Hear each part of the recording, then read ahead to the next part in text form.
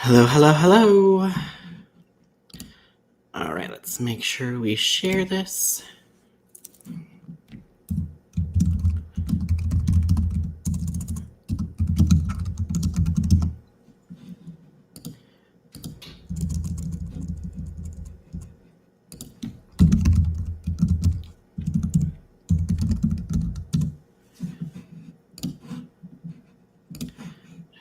Okay.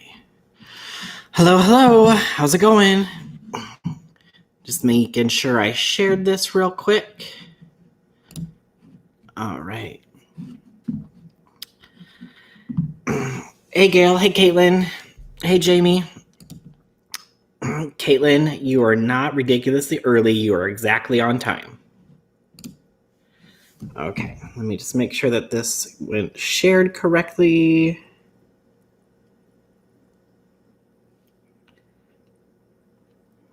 All right. Oh, thanks for sharing, Stacy.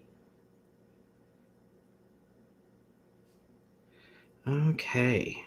Looks like it is all good. How's it going, Stacy? How's everybody doing today?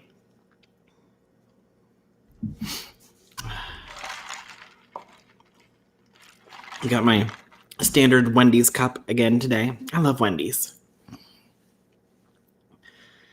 I missed last week's because I was either earlier on a date or at the bar. I don't know. Or I don't remember which one it was.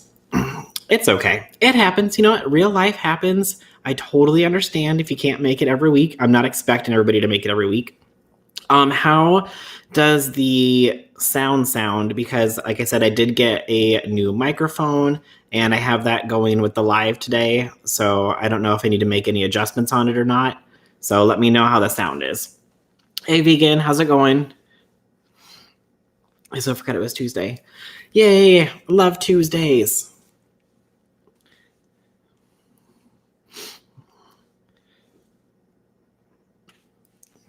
Yeah, I almost forgot that it was Tuesday today too. I'm actually currently on vacation for the week, and so I'm like, oh, it's Tuesday. I got to get off the couch. I've been watching Reality House. I don't know if you guys watched that, the Kian and JC show. So I binge watched the entire first season of it last night, and then I started watching the second season today, and I'm like, oh, I need to stop watching this because I need to get on my live. And then my keyboard batteries was dead. So then I'm like, oh my God. So then I had to change the keyboard batteries. So now I'm like, ugh, now I'm late, but it is what it is. So, hey, Kim, how are you? Oh, I'm sorry, vegan. Having the flu is never fun. So hopefully you get better soon.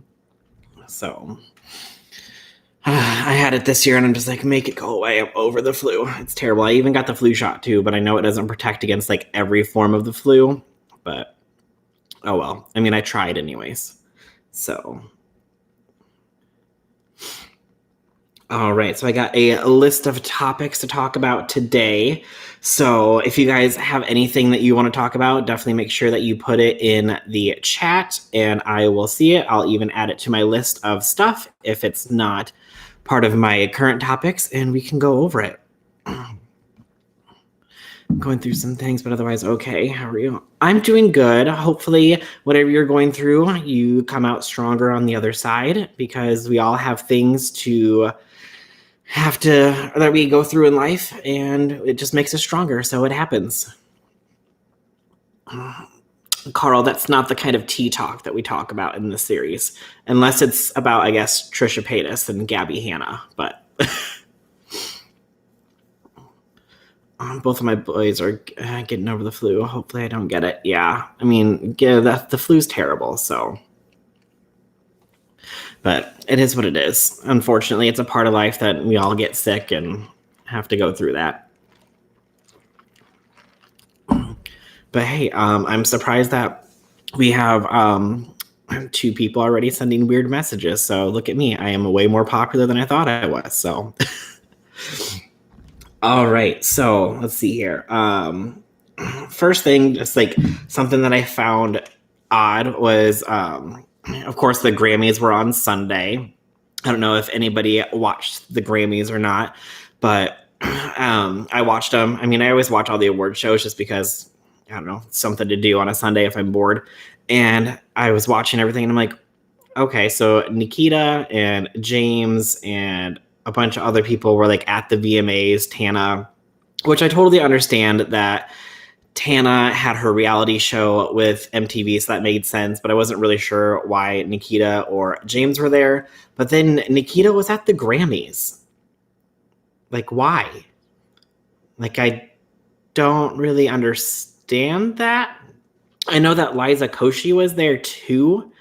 And like, I know that to me, she has done more than just like random YouTube content. She's got her like own actual like comedy series on YouTube. So I can understand like, you know, she's branching out. She's hosted the Met Gala, or hasn't hosted, but she's like done correspondence for the red carpet and stuff. So I can understand her being there, but I didn't really understand why Nikita was there unless she has something coming out that we're not aware of, whether that's a music album or if maybe she's got a reality show coming up with MTV, but who really knows?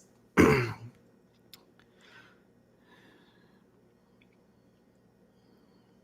I'm sorry, Kim. Hopefully you're doing okay. I know losing a loved one's never an easy thing, so I'm sorry. Sorry to hear that.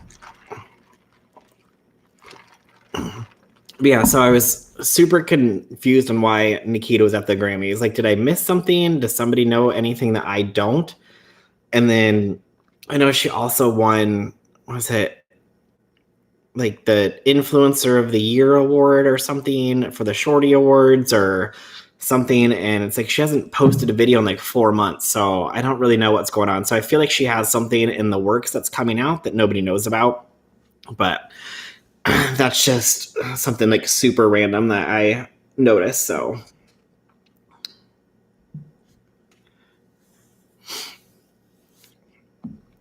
all right. But yeah, I'll keep an eye on that and like let's see if she's got something coming up that we don't know about. And then James Charles has finished his series or reality competition that he is doing. He posted that they like started filming on Monday, and then on Thursday he said that they were already done filming. So I'm just like, how is it done already? Like, I guess they could either have done like multiple competitions in a day, or they could have done, I don't know, like, because I thought there was 10 people, but I could be wrong. It could have only been 5. Does anybody remember how many people he said that they were doing? Was it 5 or was it, I thought it was 10, but I could be completely wrong. Yeah, so if it was 10, they would have had to have done like multiple competitions a day. If it was only 5, then it was probably only like 1 competition a day. But I feel like that's like an extremely short series. But I mean, I understand that, you know, you have money and time restraints. So I can understand that for it being the first series or first season of it. If he's going to do multiple seasons, I guess we'll just have to see how it plays out. But I mean, I am kind of interested to see how the actual series goes. I know that he is super excited about it. I feel that it's going to be a good thing for smaller influencers if it is actually smaller influencers that get onto the show. I feel if it's somebody who has like 100,000 or more followers, either on YouTube or Twitter or anything like that, I don't feel like they're smaller. I understand like most people would be like, that is small. But to me, I mean, I feel like that's still like a large platform, because at that point, I mean, having that many followers, you're definitely getting decent amount of views. You're getting like brand deals, you're getting PR, you're getting sponsored content. So I feel like it needs to be people who have like a really low following, like, you know, 3, 4, 5, 10,000. I mean, maybe even up to 50. But I feel like once you get over like a certain threshold, that it's just like, I think that they're doing okay. It'd be, yeah, Jamie, like, Tait Thomas Halbert. Like if he was on the show, I don't think that I would trust the credibility of the show, honestly. Not because it's Thomas Halbert, but because he already has a following. He has a bigger influence. He's had, lots of opportunities and stuff in the community. Like, would he like to be on the show and get even more exposure? I'm sure. But I mean, he's also like collabed with Tati. Like, I'm sure if he didn't have beef with everybody in the makeup world, he would be able to collab with more people. But I mean, that's on him. So, but seeing like if it's people with larger followings, I don't feel like it would be good for them to be on the show, because then nobody's going to trust the credibility of the show. So it'll be very interesting to see who actually gets put on the show. I thought it was 8, but it could be confusing it with other competition shows I watch. Yeah, so I don't know. I know that, I mean, it's probably harder because, if he has them do like actual like makeup looks, like those could take, 3, 4, 5, 6 hours, depending on how like complex the looks are. So I could understand like only being able to have a smaller amount of people to be able to get it done in like a certain amount of time. Because I know like the first season of the Reality House, they had 13 people that they had in the show, and then they instantly kicked out 3. So then they only had 10, but then they filmed everything else in like the course of, I think they said like a week, but I feel like they got a majority of the actual like competition part of it done in like 3 to 4 days with the remaining 10 people. But they were doing like 4 or 5 challenges a day. So, I mean, who knows? We'll have to just wait and see what happens. But if it is for smaller influencers who don't have a huge following, like I feel it's going to be very, very good for them. I mean, they're instantly going to just shoot right up just being on his channel. So hopefully it goes over well. I mean, I'm all for, larger influencers helping smaller influencers instead of people like trying to hold other people down. So that's how I feel about that. So fingers crossed. I'm hoping that he'll put out an actual like premiere date. I don't know how long it's going to take to edit everything, and I don't know if he's going to like do it once a week. So it could possibly be released like over the course of a month, but I hope he puts out an actual date soon, but who knows how long it's going to take to edit and get everything figured out. So. But hopefully he gets everything figured out before somebody comes out and is like, I was the winner of the show, because then it's going to really hurt probably all, like, I don't know if it's going to hurt the views, but I feel like it wouldn't be good for somebody to like leak that information. So. All right. And then also this week we had Tana releasing Tana by Tana. So what are your guys' thoughts on that? When she said that she had a product coming out, and I was just like, oh God, what's this one going to be? I honestly had like no idea. I think it was T-Spill who tweeted out like, is it a perfume? And so she nailed that right on the head. That's exactly what it was. But as soon as she released everything, people instantly were like, this looks super cheap and this looks like a Hot Topic perfume. So it'll be very interesting to see the reviews when they come out on it. I don't think I'll be able to watch it. I think it's going to be centered on him. That it could be a joke. I don't know. I mean, well, people will definitely have to see the first episode to figure it out. I hope that it's not centered around him, because if the show is focused on him and not the actual influencers, people are going to definitely call him out on it. So. Tana by Tana, I figured it smells stale, like cigarettes. Oh, yeah. I thought that it was going to be empty. Like, let's be honest, Tana has a habit of not showing up to things, or not showing up on time, or just not showing up at all. So I was like, you know what? It's going to smell like nothing because the bottles are empty, or it's just like water or something. But I know that a lot of people are super excited about it. But it was like, I think $48, which her demographic doesn't have like a lot of money from what I mean, not saying that people don't have money, but I mean, her demographic is like younger.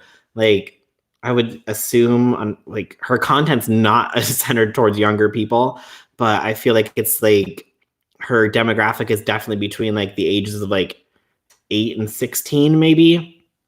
So I'm like, I don't like that's a lot of money for people that age to be shelling out for a perfume. And plus, like at that age, you're not really like wearing a lot of perfume. I feel like you're wearing more like a body mist at the younger ages. So I don't know why she wouldn't have come out with something like that instead of like an actual perfume. $50 perfume in a 9-cent bottle. Yeah, pretty much. Like everyone was going on to like AliExpress and finding the exact bottle that she was using.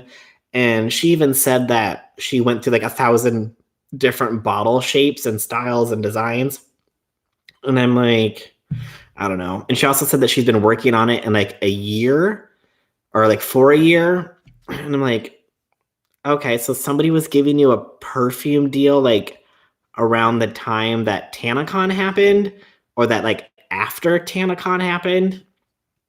So I'm like, I don't know how long she's like actually been working on it.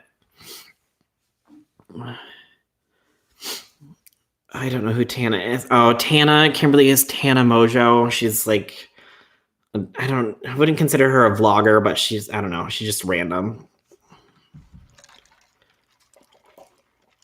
Yeah, like Tana can definitely be funny. Like I find some of her content funny. Other parts of her content I find kind of annoying, but Bath and Body Works body mist is what I wore in high school. Yeah, I feel like at that younger age, like you're using body mist, you're not really using perfume because of the cost. And at that point in time, up until maybe when you're like 14, 15, and 16, till you get your own job, you don't have any kind of excess money to be spending on a $40, $50, $60 perfume. So that's why I feel like a lot of them also, like younger girls, do use like a body mist because they're cheaper and they still have fragrance. You throw it in your purse, and when you want to add some more scent on, then you just give yourself another spray, and they're like $14 compared to $48. So only time I spend $50 on perfume is Ariana Grande's, and I have a coupon for Ulta. Yeah, I mean, you can get good deals on perfumes and stuff, but the fact that it's she's selling it to her audience, it's like, I don't know, it feels kind of expensive. So over the same body fantasy from Walmart that Tana's talking about, but $50. Yeah, I don't know why. Like, she should have done like a body spray. Maybe she'll come out with like a body spray version of it where it's cheaper, but apparently she did sell out in, I think it was like 76 minutes, like an hour and 16 minutes, and they had sold out all of the units.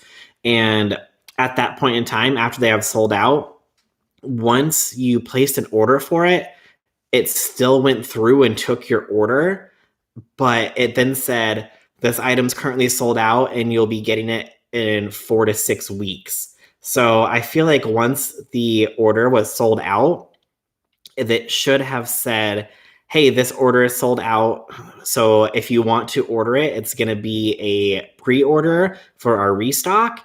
And they didn't do that. They just kept taking orders. And so I feel like that's kind of shady, first of all, in its own right. But then how are they going to produce the perfume, produce the bottles, or get the bottles that are already made, and then produce the perfume or refill it and have everything go in like 4 to 6 weeks? So I don't know if it was something that they already have extra made of, and then they just have to fill the bottles, or what they're doing. But I find it kind of weird that it's like they already have a time frame of how long it's going to take.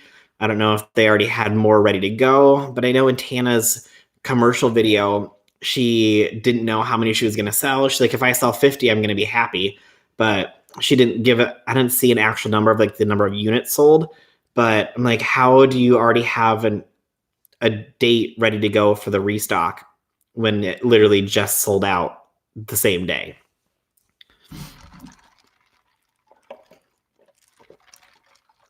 So, I mean, the fact that she did sell out in 76 minutes, like, props to her. Good job. Clearly her fans that she has loves her. I mean, she has a very, very big following, so I can understand, if she's sold out, I totally get it, even if it was 10,000 units or whatever. I don't think it was like 1,000,000 units. I don't know if it was like 100,000, but who really knows? But also, I'm like, how do you already have it for restock? And the fact that you were taking orders and taking people's money without telling them that they weren't going to get it to 4 to 6 weeks because you're already sold out. So I don't know, seems shady. It's kind of like the whole Jaclyn Hill highlighter situation that's going on. She said it was limited edition. And then after it was sold out on her website, then all of a sudden all the Morphe stores started getting it. So she completely sold out, according to her, but yet they had enough stock to stock all the Morphe stores in the country and the website. And then she now has a restock of it on her website. And it's like, if it was just a limited edition item, why is it still available? Like, I don't think that some of these people know what the word limited edition is. I would assume limited edition is maybe one restock or like a certain amount of units and be like, okay, this is all that we got. And then once these are sold out, we're done forever. It doesn't mean like, oh, I'm going to sell it for like 6 to 8 months. And then once people stop buying it, then we're going to stop making it. So I feel like that's kind of shady on Jaclyn's part, but I'm kind of getting the same vibes. I don't know if Jaclyn and Tana went to the same business classes or whatever, or has the same business manager, but I feel like that's kind of what's going on with the perfume launch. So yeah. Let's see. And I don't know if any of you guys who know who like ImJayStation is. He is a YouTuber who used to do like a lot of like the 24-hour challenges and then got in trouble for breaking into places. I think the answer is wholesalers, private label stock, and get the fans crowdfunded her launch. The company fronted her a specific amount based on her following, and rest need to be purchased. Yeah, Skip, that could be true. I mean, it could be completely private labeled. They had the perfume ready to go, and the company's like, look, you have 5 million followers. We'll give you 50,000 bottles up front, and then you can sell those. If you sell through those, then we'll help you get some more. So it's the two-faced business model. Yeah, pretty much. I don't know like what these businesses are doing, but they're acting really shady.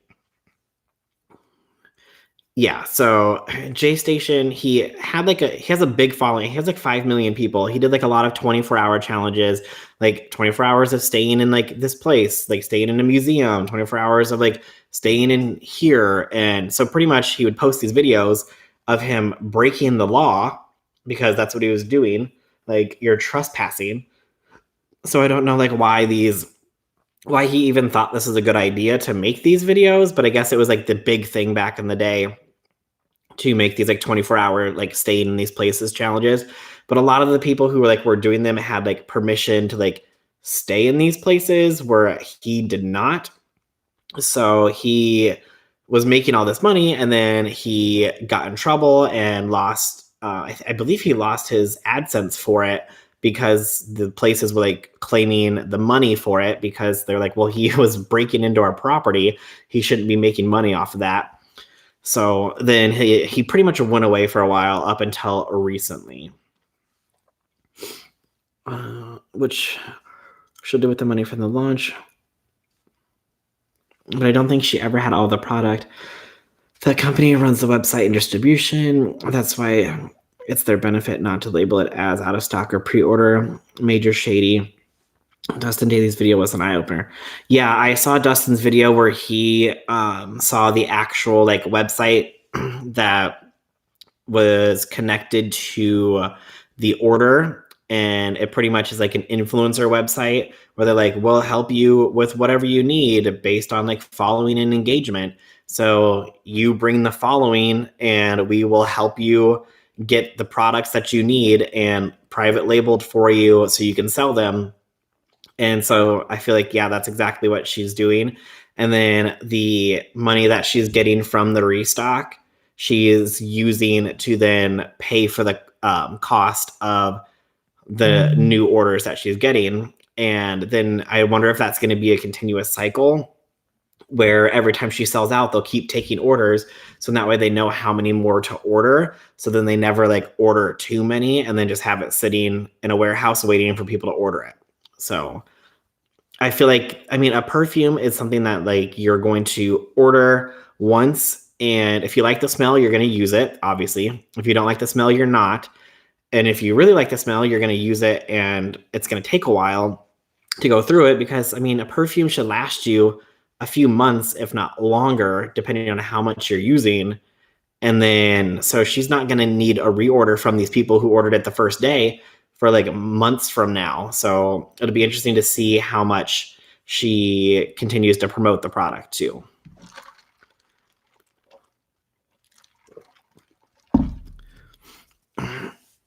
Can you repeat what you were just talking about? I'm sorry, I interrupted. Oh no, you're fine, Skip. What part were you talking about?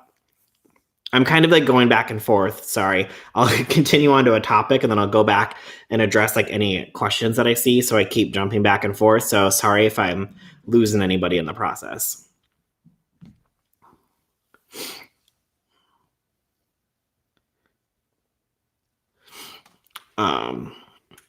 Oh yeah, Skip, it's about ImJayStation.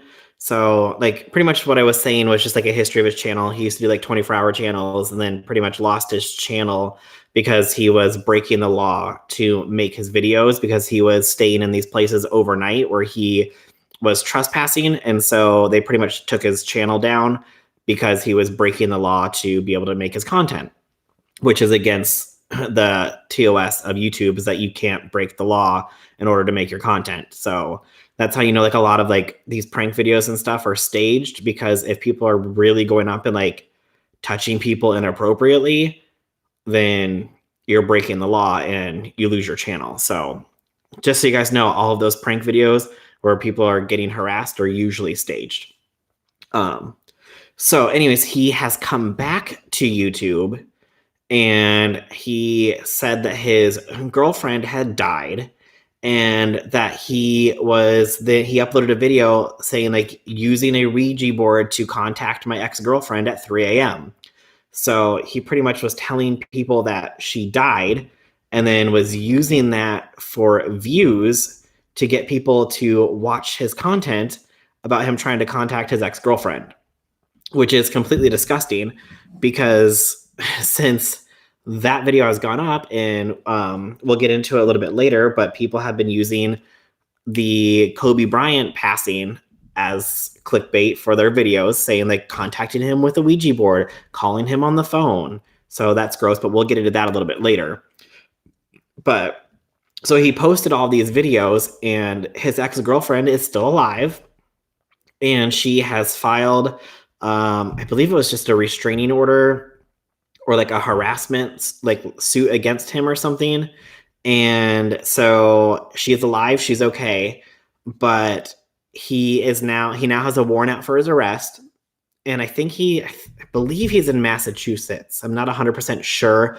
But whatever state that he is in, there's a law that's saying like you cannot be arrested while you're inside your own home.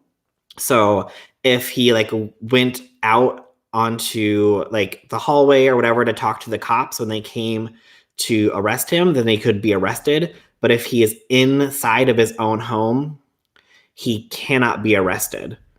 Oh, Toronto. Okay, that is nowhere. I guess Massachusetts is right up there, but I don't know why I was thinking Massachusetts.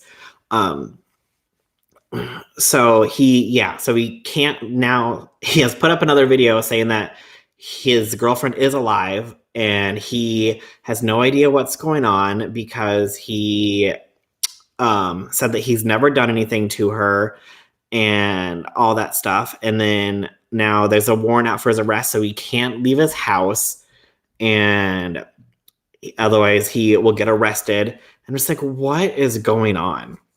Like, this is just like a giant mess, all because you wanted to use your ex-girlfriend as views in your video. It's just crazy. Yeah, and so now like it's come out pretty much that everything that he has said is completely false.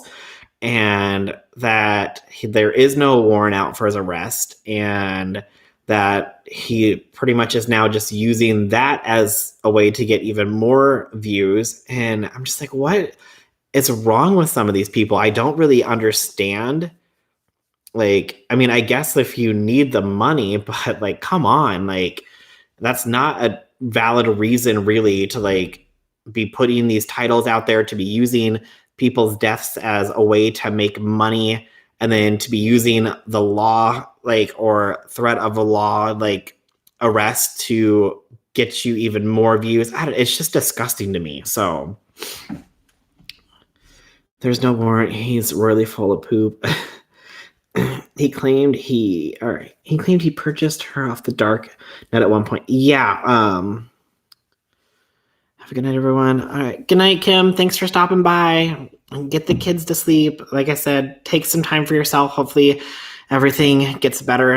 I mean, well, everything will get better over time. So, JayStation's also like uploaded a video where he bought a slave off of the dark web, which is absolutely disgusting. And like, why? Like, I understand, like, yes, YouTube, they want to make sure that, you know, you have like freedom of speech on your website, but it's like some of the stuff that they're allowing to be on the website is just like disgusting. 100%. Like, let's be honest. Like, I saw the thumbnail and the title for that video, and he literally like has a guy like on a chain, like with a hood on, and I'm like, why? Like, why do people, one, watch this? Because it's disgusting, and two, like, how does it get the approval to be on YouTube, and on top of that, gets monetized? Like, the fact that there's drama channels that are constantly demonetized over and over and over again for just saying the facts about what's happening or giving their opinion on something. And he goes and like title things like contacting my ex dead girlfriend at 3 a.m., buying a slave off of the dark web. Like, how is that stuff getting monetized, but literally just reporting on what other people are doing is considered not ad friendly?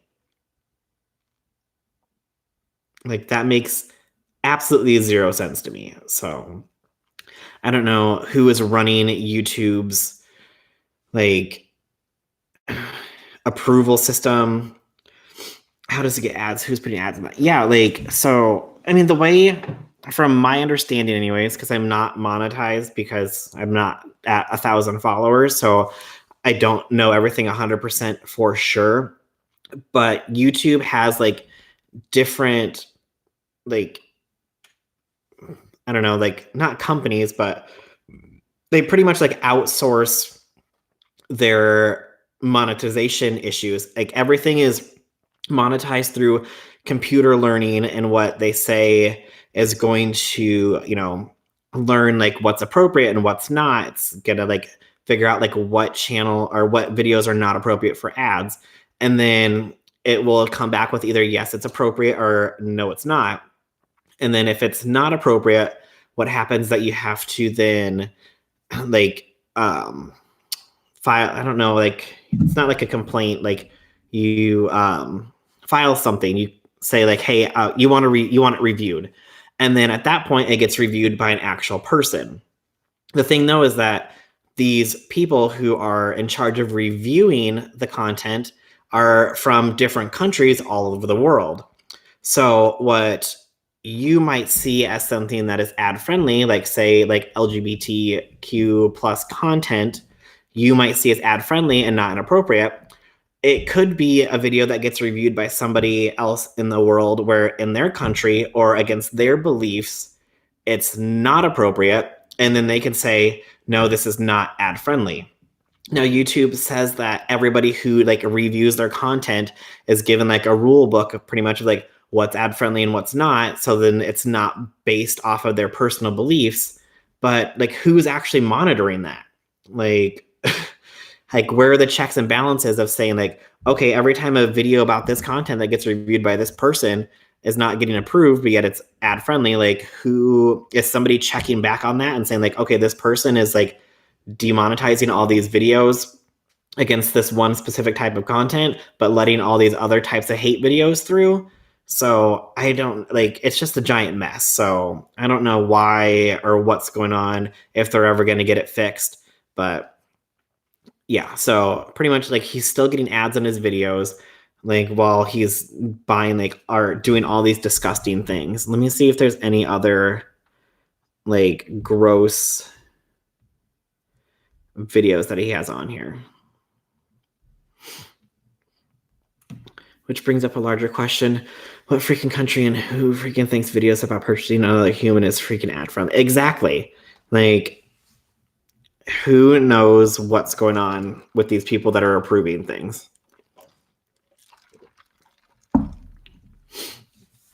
If he's monetized, he chooses where, when, and how many ads per video.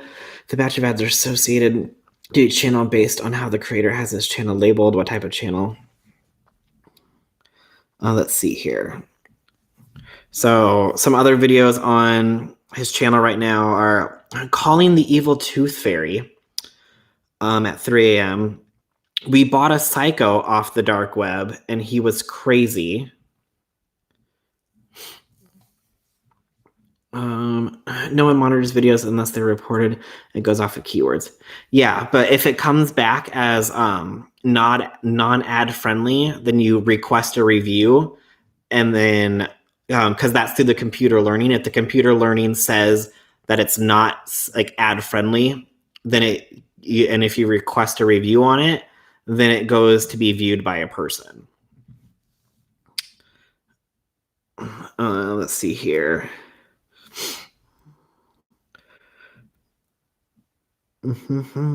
Everything on his channel is all about doing stuff at 3 a.m. and off on the dark web. The system will pick up words and automatically demonetizes regardless of content, and then the process review begins. Yeah. And they keep saying that like that there's no like specific words that get your videos demonetized, but obviously there has to be, because I've seen videos where literally like people are swearing in the video nonstop and it's monetized, but that's fine. And then I've seen like videos where people bring up like trans people or LGBTQ people, and there's nothing inappropriate about the actual content of the video, and it has no ads on it at all. So clearly they're lying about saying that there's no specific words that demonetize a video. And Nerd City has actually done a huge video about it. And they went through and they listed an actual like Word document or a Google document that they would put specific words into the titles of videos, and it would get instantly demonetized. And then they would go back in and change that, and then the video would get instantly monetized. So clearly they're lying about saying that there's not specific words that get demonetized automatically.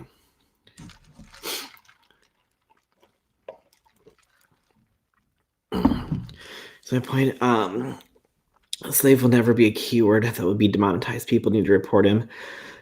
I've only had one video demonetized, and it was because of one word in the title. Jamie, what word was that? That sounds about right. He calls recently to see celebrities at 3 a.m. He put out a tweet that he won't be doing that for Kobe. Well, yeah, the only reason he probably put that tweet out saying he won't be doing that for Kobe is because people probably have already called him out on it. And I know that they've already put out, somebody else has already put out a video about it. And I'm like, that's disgusting that people are using this for views. The word was scam. Yeah. Mm-hmm. Yep. That is on the list of words that is instantly demonetized. So if you put in, I believe it's $sign and then CAM, then it still, that works. So, but the thing is that people aren't searching that term, because when people are like looking for a scam, they're going to search the word scam. They're not going to search $CAM. Yeah. And yeah, Skip, there was like a ton of videos made about like the Ace family when people were calling them out about scamming their fans and scamming people out of money. And like all of those videos got instantly demonetized. And so that's why a lot of people have changed the titles of those videos. So it's not like Ace family scamming their fans out of money. It's like what the Ace family is lying about and taking money from their fans. Like, it's so dumb that literally something that like you want to like be aware of, like, hey, beware of this scam, this is what's going on, you can't even like put that in your title letting people know that it's a scam. So it's just, they got to get their stuff together. Let's see what else. We bought a doctor off the dark web. We bought a movie off the dark web. We bought a police officer off the dark web. Summoning my girlfriend's dead dog at 3 a.m. challenge. We bought a witch off the dark web. Literally, that's like everything that's on his channel. And I'm like, how are these videos getting 1 million views? Like, who's watching this content and why?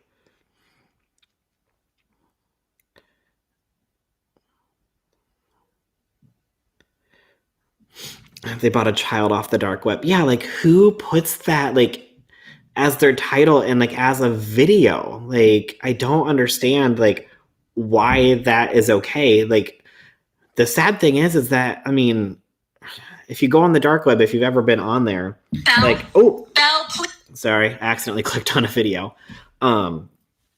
If you've ever like adventured onto the dark web, like, I don't ever recommend doing it because it's not worth your sanity. But you can actually like literally like everything that he's saying on there, except for obviously like calling the tooth fairy at 3 a.m. or whatever. Like, you can literally like buy people on the dark web. It's not like a joke. It's an actual thing. Like, that's where a lot of like sex trafficking stuff happens. So the fact that he's making a joke out of it for content for his channel is disgusting. Like, gotta protect their cash cows, huh? Yeah, I mean, like, you can literally like watch any of like the major channels videos and they can pretty much do anything they want in them. Like, first of all, let's be honest, the Ace family content is geared towards kids. Like, no matter what they say, excuse me, it's geared towards kids.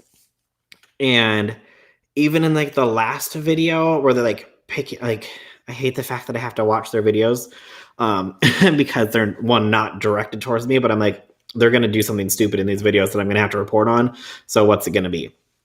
So even their last video when they're trying to like pick out their kid's name out of a hat, they're literally like swearing in the video. And I'm like, your content is literally like directed at like probably like 4 to 12-year-olds. Like, you shouldn't be swearing in your content or in your videos at all.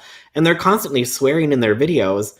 I'm like, why are these channels still getting monetized when they're directed towards kids and they're swearing? Like, how is that considered ad-friendly content?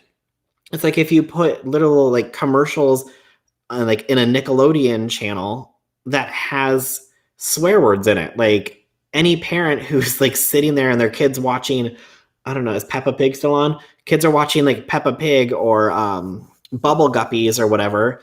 And then an ad comes on about like Adam and Eve sex toys or like something like that. The parents are instantly going to be furious, but then they're letting their kids watch this content of people constantly swearing and wearing inappropriate outfits, and it's all directed towards children, and that's considered ad friendly and it's fine. So I just don't like understand, because they'll let all that slide. And like, people were mad that when James Charles did his Coachella looks and he put all of his like, or put his look online in his videos and it had his whole ass out, like, he got his video monetized, but anybody who was reporting on it and put that image into their video was demonetized because of it. So clearly they're protecting the people who are bringing in the most money. There's a lot of sick people out there. There are a lot of sick people out there. You can buy anything off the dark web, literally. Oh yeah.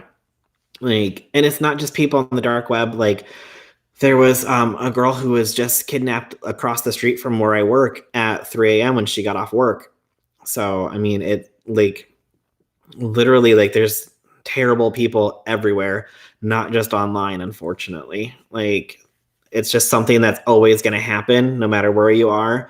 Small town, big town, there's always terrible people everywhere. Like, I don't know why people just can't be nice and happy and friendly and just get along.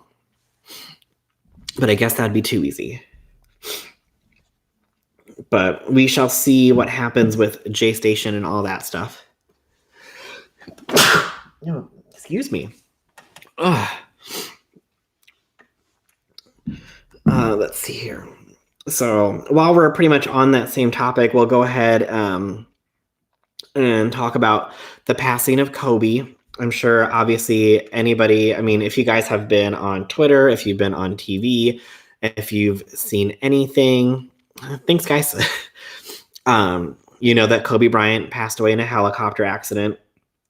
And unfortunately, when a big incident like that happens, people will use it to further their own agenda, which is absolutely disgusting. First off, let's talk about TMZ and the fact that if you guys know who Will is on Twitter, oh my God, expose you. He made a petition to get TMZ canceled because they broke the story that Kobe and his daughter had passed away in the helicopter accident even before the police had a chance to notify his family. So it's disgusting that TMZ would put that information out there knowing fair well that there's no way that the police had ever even had a chance to contact the family. So he has made a change.org petition to get TMZ canceled. It actually got picked up by, I'm going to say her name wrong, like Ellen Pompeo. She's Grey's Anatomy. So she actually like retweeted it and pretty much said like, this is like disgusting. So it's actually picked up into mainstream celebrities, and so it'll most likely be in the news that people are trying to get TMZ taken off the air and canceled, because I think it is like terrible that they would release that information knowing that his family has no idea, that they're going to hear about it online, or that people are going to see it online and people are instantly going to start calling his family and be like, oh my God, are you okay? And she's picking up the phone. She's like, what are you talking about? Like, I have no idea like what you're talking about. And they're like, oh, you don't know that your husband's helicopter crashed? And so it's like, it's not okay for that information to ever be out. The sad thing is that, hi Space, how's it going? I remember watching an episode of, I believe it was Keeping Up with the Kardashians, and TMZ was going to leak a story about somebody. I don't remember what episode it was or who it was about, but they were going to leak a story, and they told Chris that they were going to leak the story. And she said, okay, like you can put that information out there, but give me 24 hours before you put that information out there.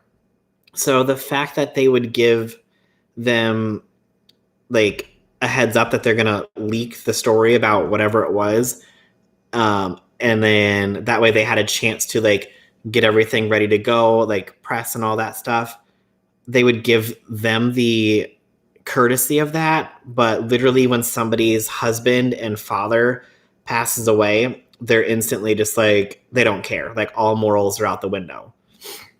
Now, if they would have just said like an unnamed celebrity's helicopter has crashed or whatever, or like something like that, like once we get actual confirmation, then we will release names. I think that would have been a way better way to handle the situation instead of instantly just saying Kobe Bryant's helicopter crashed. So we shall see what happens with that. Hopefully they get taken down. I mean, TMZ is just disgusting, honestly. Hope you're having a good day so far. Oh, thanks, Space. I hope you're having a good day as well. They sell stories like that to the highest bidder. TMZ should be ashamed, but they're not. Yeah, literally, like, I would not be surprised if whoever was blackmailing Nikki, which we'll get into a little bit later since she released another statement about that, if whoever was trying to blackmail Nikki was probably trying to sell that story to TMZ as well. It would not put it past me at all. I'm surprised that actually they didn't and TMZ put it out there before she had a chance. So I know most people in this chat don't remember Princess Diana died. The exact same thing happened.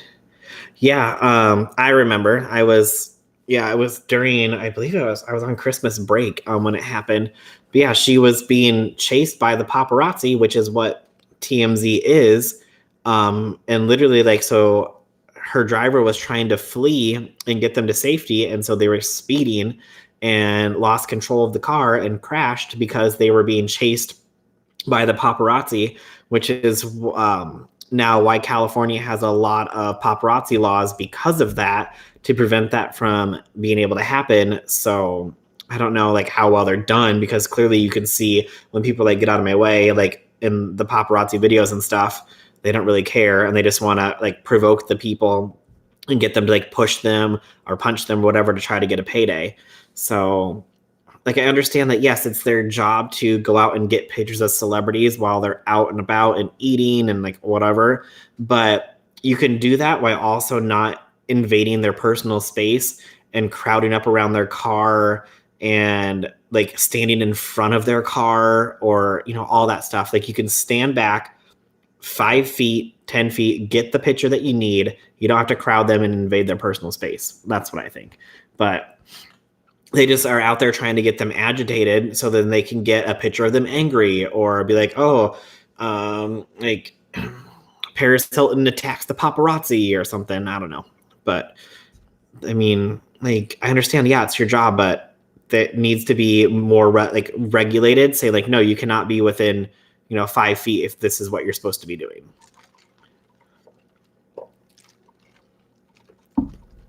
The press don't seem to care about actual safety or the emotional safety of the individual they're reporting on. No, they just care about the story. They just want the story and they just want the pictures. That's all they care about. So, yeah, so TMZ, trash, needs to be canceled, needs to be gone. But then I literally saw like somebody who was promoting their essential oils lines and using Kobe's death like as a way to get people to buy their products. Like, oh, do you need something to help take the stress away, or do you need something to help you sleep and calm you down because you're so upset about what happened? And they're literally like using his death for that. And that's just absolutely disgusting. Like, why do people think that that's okay? Like, I can understand if they sent a message to like the family members and say, hey, I want to send you this package to, help you with your stress or whatever, and did it in private and did it to the person who's actually affected and giving it to them for free. But the fact that they're trying to sell their products to other people because they're upset about what happened and they're trying to make a profit off it is absolutely disgusting. Without social media and celebs oversharing, tabloids were desperate for pics and stories. Yeah, I mean, a lot of like what happened back in the day with like Princess Diana, it's because there wasn't a lot of information online, so a lot of that information came from the tabloids, like sneaking and getting pictures and all that stuff. So that's kind of what happened back then. But I mean, it's still happening today. Like, if you watch if you've seen like the TMZ TV show where like people are crowding around the celebrities and stuff, it's still happening. That was doTERRA and that was vile. Yeah. like the fact that people are trying to use this for like capital gain is gross. Now there's like a good way to go about it, or like, you know, using what happened, and not really, I wouldn't say using it for attention, but like there's two examples I'm going to give. I saw two people tag Kobe in makeup looks. One was just like they posted a makeup look and then tagged like Rip Kobe and like Kobe. I don't know if they just tagged Kobe and like Rip Kobe or whatever, but they commented underneath their own post with that tag. So then that way that would show up when people were searching that hashtag, which to me is not good. That's not the right thing to do. But then I saw another person who did a purple and yellow look, and then commented and posted underneath that, like, I did this in like remembrance of Kobe, and stuff like that. I think that that one is okay if you're doing a look inspired for that person. Just saying like, hey, like this is how I'm coping with what happened. I did this makeup look. Like, I think that's okay. But if you're going to go back and tag a previous post just so it gets more attention, I don't think that that's okay. If that makes any sense. I don't know. Do you guys think that it's okay to do like a makeup inspired look to help with like your process? Or do you think that people should just completely like leave it alone altogether? Because I know that people have like different ways of coping and healing with everything. So I don't know. Like it's a touchy subject when it comes to the loss of anyone. So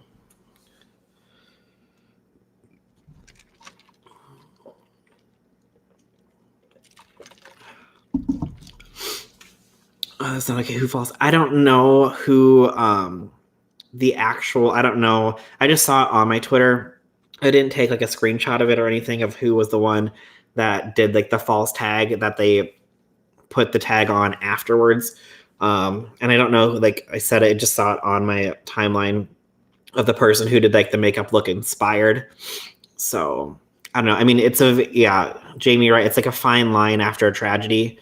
Like even after 9/11 happened, you had people who were like out like selling like ribbons and stuff.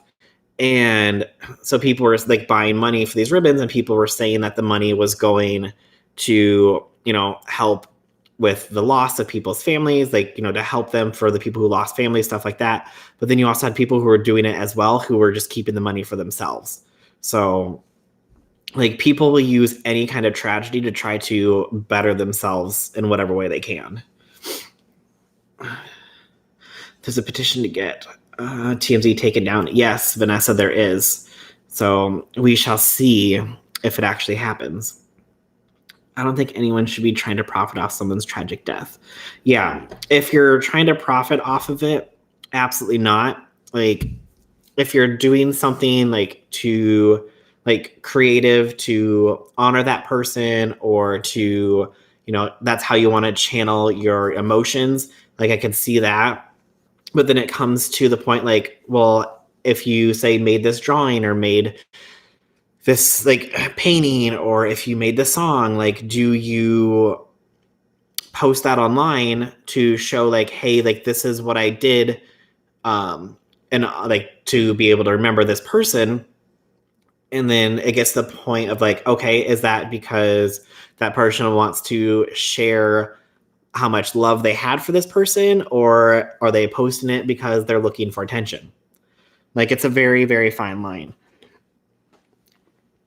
So, at night, Jamie, thanks for stopping by.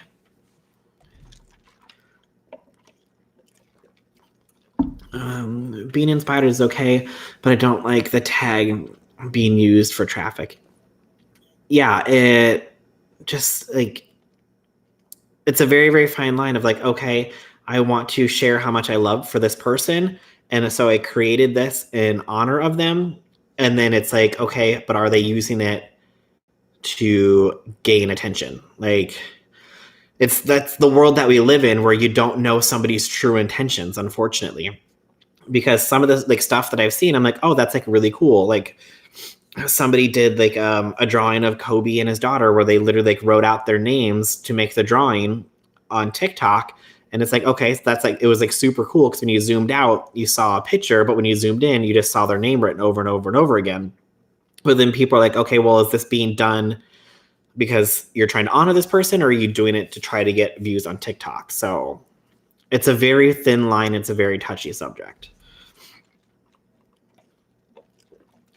9/11 victim funds, companies, big ones, were using 9/11 to sell stuff. Yeah, like every tragedy, people will use whatever they can to get themselves money. It's sad. I like your Tuesday talks and your choice of topics. Oh, well, thanks, Gail. I mean, mine's usually centered around YouTube. So, I mean, they're usually like YouTube topics, but obviously I find stuff on Twitter and like the real world that I feel like needs to be brought up and talked about. So I just kind of randomly talk about things.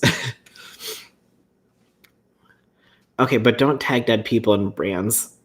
That's not okay. Yeah, like,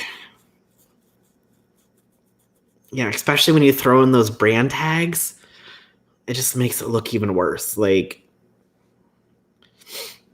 I don't know. Like I said, it's a very, very thin line, and some people are going to take it as honoring somebody, and some people are going to take it as using the tragedy for personal growth and personal gain. So, okay, well, enough of that very serious topic. Do you have any thoughts about Jeffree Star's Snapchat about the accident? Yes. Now, my thoughts on it were like, I can see it too. Like, people were saying he's doing it for attention, and people are saying that he's doing it because he was really upset. So I kind of like, was it a cry? Like, was it trying? I don't feel like it was used to try to get attention and to turn the situation onto himself. Do I feel like it was necessary for him to post it? No. He did like take it down after it started to go around on Twitter, because I went to his Snapchat story and I saw that it was taken down because people were saying that he was trying to use it for himself. And like, you don't really know, obviously, like I said, someone's true intentions about what they're posting online. But I think that he was like shocked and upset because it was literally like right by his house. It was like, I think he said like 2 miles from his house. We have no idea like who Jeffree Star knows like in his personal life. Like, he might have known the Bryant family. Like, I mean, maybe his wife was like a fan, or like, who knows? So he could have some kind of personal connection to them. So, I mean, no one knows what really goes on in their personal lives except for what they share. Now, do I feel like he was being like insincere, like about how it was? I don't think so. Just because I know he's dealing with a lot of like personal stuff too. Like, his mom's not doing well.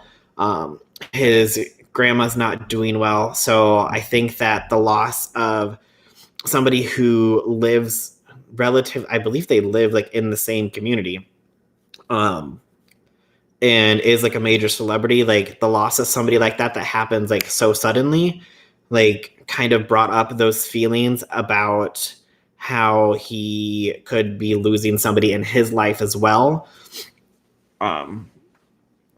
I think Nate was a fan. He may have been feeling a certain way because of that. I have no idea if Nate was a fan of Kobe or the Lakers or anything. I mean, everybody knows who Kobe was, like, and if you didn't know, like the whole like throwing something and saying Kobe before, like after you throw it or before you throw it. So, I mean, he was a very, very well-known person, like name. So I don't know, like, I don't feel like he was like being insincere about the post. but was it something that he necessarily needed to show or share? I don't think so, which is why he took it down. But if Nate was a fan of Kobe and the Lakers, then obviously that could have brought up all of that emotion with him and Nate separating as well. So I don't know. It's kind of, I go back and forth, but I don't think that he was using it to try to make the situation about himself. I don't think that. But what do you think, Skip? Let me know.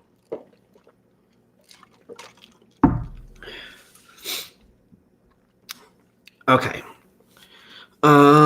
Next, let's talk about KVD Vegan Beauty is back in the headlines again, or news, or by headlines and news, I mean my Twitter feed. So in case you guys were not aware of what KVD Vegan Beauty stands for, let me share with you what they said it stands for.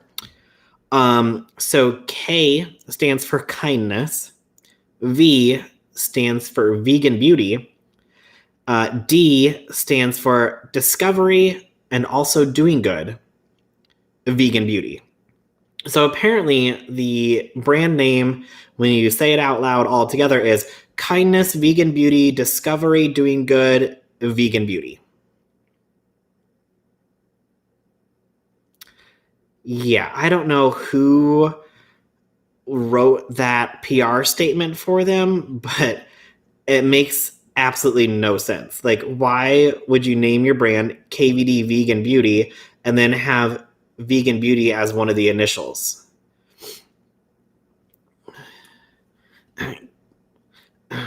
Yeah, kindness, vegan beauty, discovery, vegan beauty.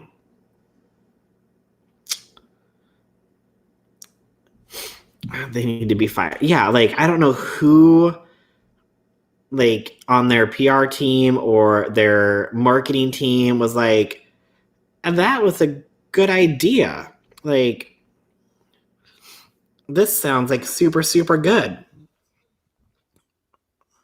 But the thing is, though, is that when you go to the website, I don't know if I can zoom in on this. Okay, so it shows, okay, oh, it's backwards.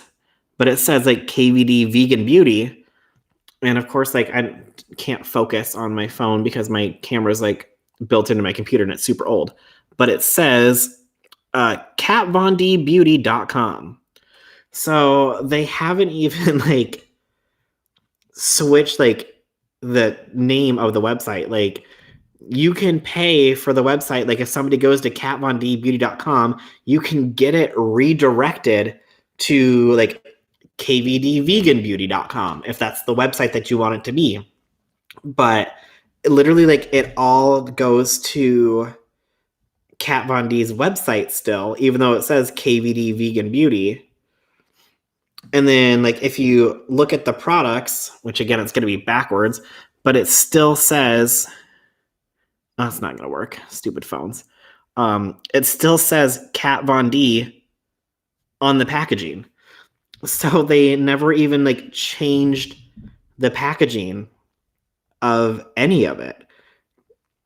So I'm like, if you're going to rebrand your brand and say that it is no longer associated with this person, which is literally what they said in their statement, is that KVD does not stand for a person's initials.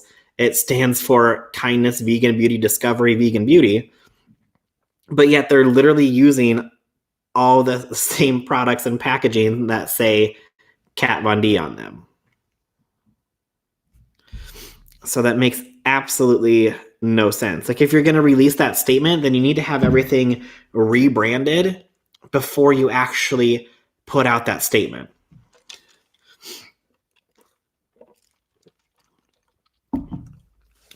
I think authentic crying looks differently on everyone. It's tricky to judge someone's years of fake. I think the tragedy that caliber in your neighborhood would make most people run.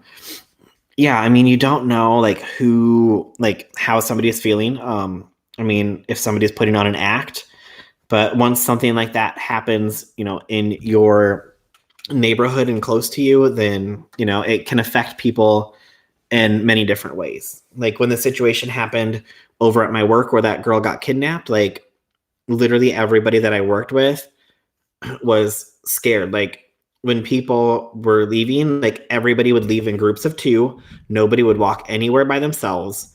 Like, no, so people like really took a step back and like, no, this is like, we need to do this for our safety and protection. This isn't, right, that to like, we should never be walking alone by ourselves late at night. So yeah, when it happens in your neighborhood, that's when you get a reality check and might change the way that you're thinking about things.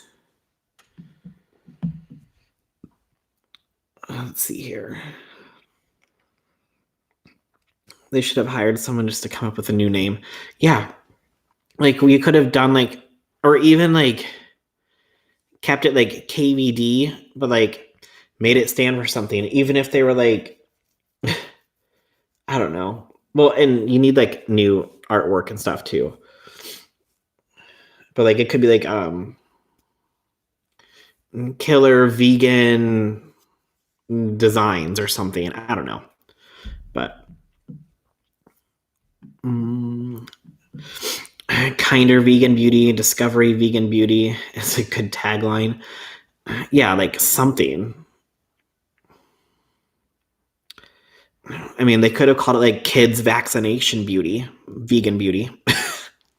I'm sure she would have loved having the word vaccination put into her makeup line after she left.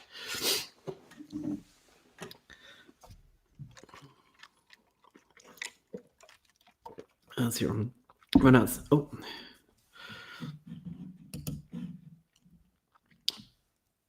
Let's see. Run outside with their phones, document, and some fashion. I think that as a celeb, he is expected to make a statement. Almost all celebs post on their social media. Yeah, like anything that happens to a celebrity with a big status, like everybody, like my entire timeline yesterday was literally like nothing but like Kobe posts. So people like showing love, sharing memories.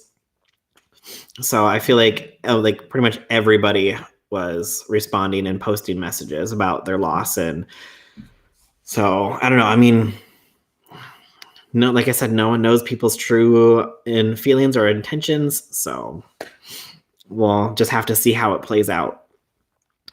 They did say for environmental reasons, they just wanted to sell it to the current stocks. I'm okay with that. And just change it on the freaking websites. Yeah, like, like your website needs to be updated. Like you should be showing like new images. Or, I mean, what they could have done if they wanted to, they could have sold all of the excess to like TJ Maxx, Marshalls, Home Goods, like whatever like places that carry older stuff like that, and just like put it all there. I mean, because her makeup's already being sold there anyways, so push it all there, or do a donation to a women's shelter, because they could just write that off as a donation or a loss on their taxes, and it's not like they would be losing out on the money because they would be donating it or using it as a write-off because it was a loss if they just got rid of it. I mean, I can understand like not like just destroying it, but give it to a women's shelter, sell it off to TJ Maxx, sell it off to Marshalls or whatever. So then that way people who can't necessarily afford it at the full price can get the older packaging, and then you can be done with it and have everything repackaged with your own branding. He alluded to the same thing other famous people did, but he catches because there are a group of people that mull over his every minute actions and are ready to shoot shots. Oh yeah, anything that Jeffree Star does always gets critiqued. I mean, same thing with James Charles. Anything that James Charles posts always gets critiqued and like picked apart. So, I mean, people don't do that to other celebrities that I'm aware of. But I mean, I don't know why the YouTube community and like beauty community is so vicious on the people that they're supporting. I don't know. I mean, I try to just report on everything impartially, whereas there's other people who like attack people like maliciously all the time. I was thinking kids vaccinated beauty. Yeah. I mean, they could have, if they wanted to be really shady, they could have put something about vaccinations into that new title name.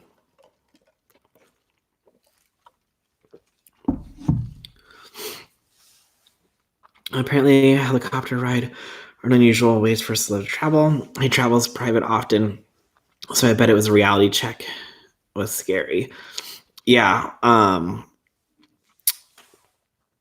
I mean, and there's, it's obvious, it's statistical facts that smaller crafts like that, whether it's helicopters or private jets and stuff like that, crash more often than like commercial airplanes and stuff. So I'm sure it also was a reality check for him. Like, okay, I mean, this could happen to me at any point in time too. So, I mean, I hate flying in general, so I can't even imagine what it's like to be on a private jet or like in a helicopter that's tiny. Like, KVD, Kendo is being cheap as hell. They want to use the components they already have, but call it being eco-friendly. Yeah, like, I mean, I don't want them to like throw the old packaging away, but one, okay, you need to have the website redirected to another website, and you can't just continue it on Kat Von D Beauty. You need to have it directed towards like, I don't know, whatever the new name they're going to have it as, like KVD Vegan Beauty, whatever your website's going to be. But they're literally like, yeah, using the exact same website, the exact same components. I don't know. TJ Maxx probably told them, nope, we can't sell KVD either. We're not buying anymore from y'all. Yeah, I mean, well, and I saw that people like, her most famous thing that she has is like that I'm aware of anyways, is the eyeliner, the tattoo liner, and the shade and light palette. And like people have seen both the eyeliner and the shade and light palette in TJ Maxx or like Marshalls and stuff. So I don't know why it'd be such of a big deal for them to like sell it off to them. But if they're not wanting to buy it, then I can understand why they wouldn't be selling it either. So I'm still part of the group that wants you to be our sugar daddy. Did you have a good week? Hey, Kayla. Yes, I did have a good week. How about yourself? Why doesn't Kendo get that she was the problem, not the products? If you're gonna disassociate, then disassociate. Yeah, exactly. Like, what they should have done is they should have instantly, like, they should have changed the name completely. If at that point, if they would have said, hey, like, we're going to sell the stock of products that we have left, and we're going to rebrand to a new name, new packaging, all that stuff, then I would have respected everything that they've done more. But the fact that they literally are just saying like, oh no, KVD doesn't stand for Kat Von D, it stands for Kindness Vegan Beauty Discovery. Like, no, that's just like trying to, I don't even know what I'm trying to say here. Like, it's just not even putting in the effort to disassociate from her at all. Like, saying like it doesn't stand for her initials and then continuing to sell all the product that does. I would have respected them more, like I said, if they would have said, hey, this is going to be our new name as soon as we sell out of all this product, because we don't want it to go into the landfill or whatever. Then we will come out with like our new packaging, all that stuff. But I just don't even know if they care. I feel like they're going to be like, hey, this stuff isn't selling.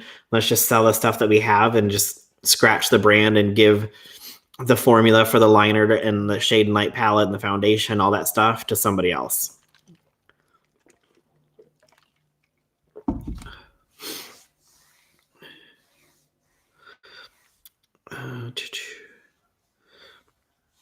Because she does have hardcore fans that are pissed off about the rebranding.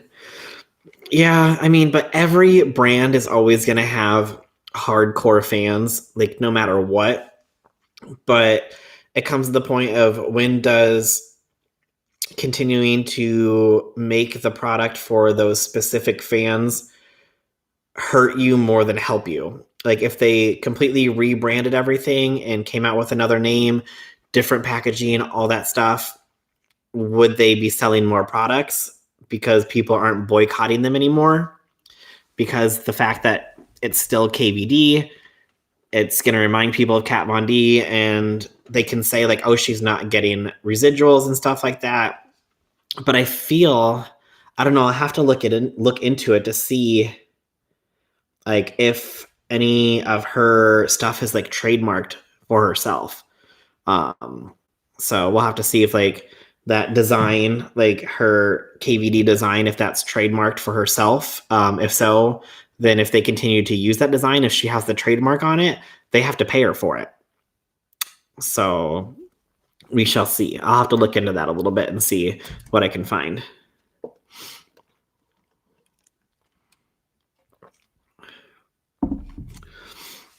I'd be the first in line to buy Kendo makeup. I'd rather buy from the mother company. Yeah, they should just like scratch KVD and make it something else. So,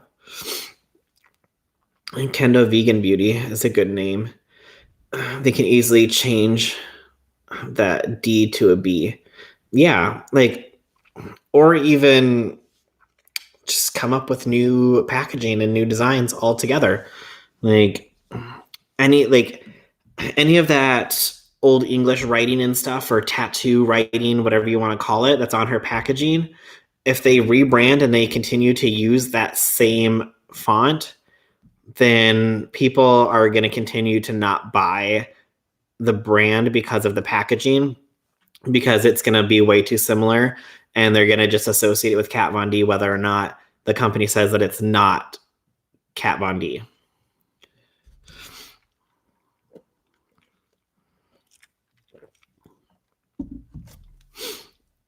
Her images should be, since she's an artist.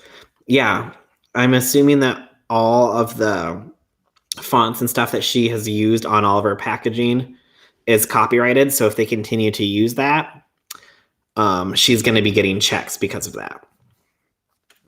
The package is supposedly changing of all of it. Yes, that's what they said. So we will have to wait and see what the actual packaging looks like.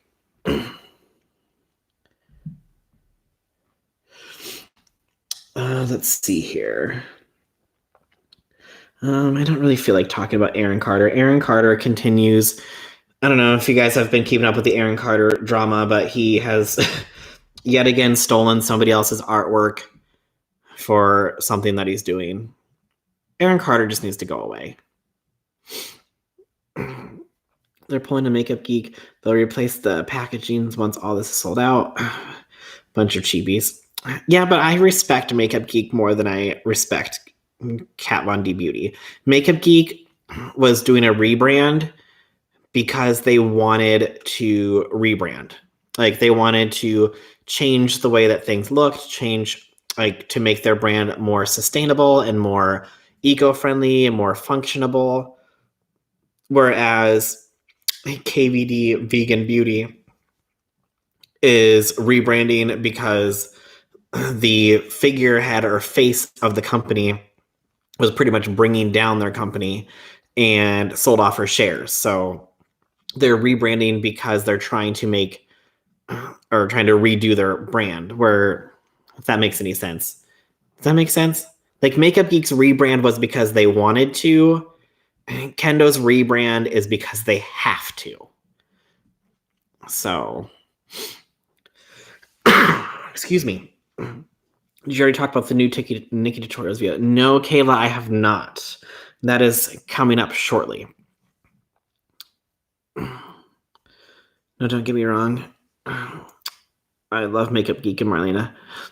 Yeah, no, like, I understand where you're saying. Like, I get what you're saying.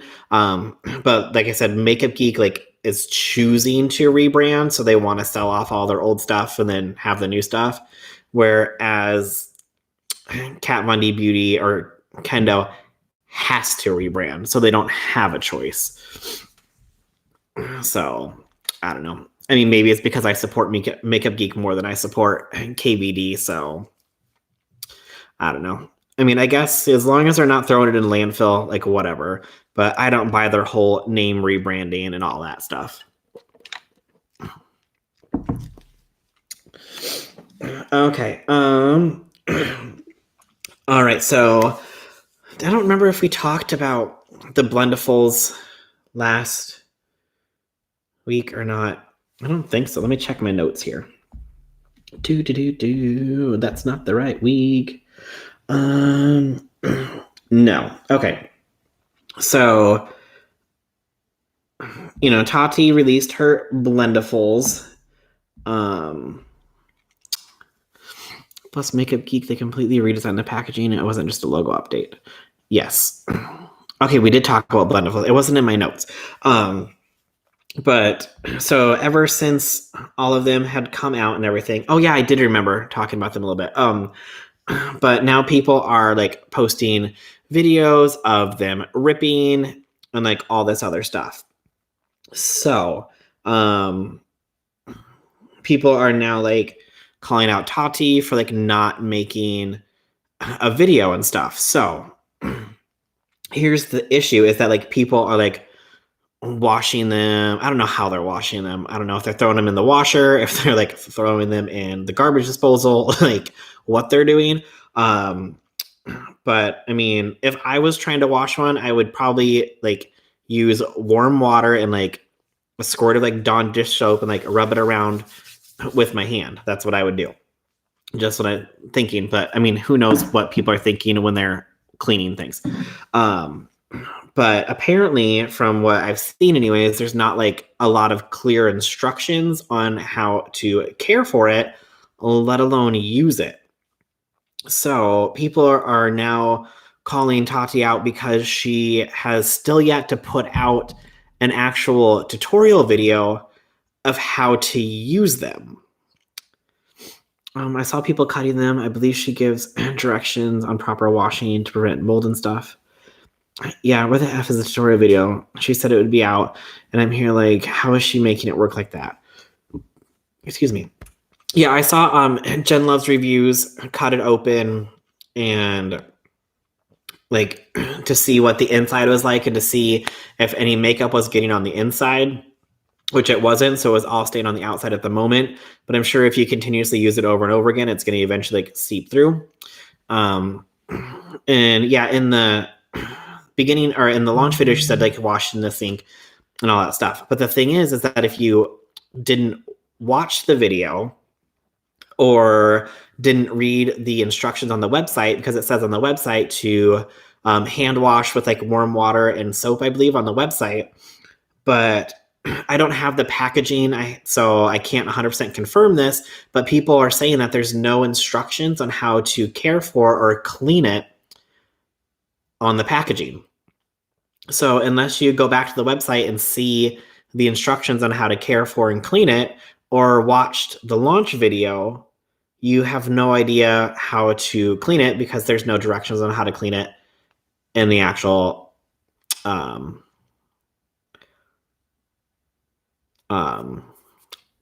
or on the actual packaging. Sorry, brain fart. But if the makeup's not going through, then the material is more durable. So how could it be ripping that easy? It can't be both ways. Yeah, I mean, who knows if people are actually like ripping them on purpose to try to get views. I remember when somebody called out, I believe it's Cole's World for faking a pan falling out of Jeffree Star's, I think it was the Alien palette, I believe, to get attention, saying that it was falling apart.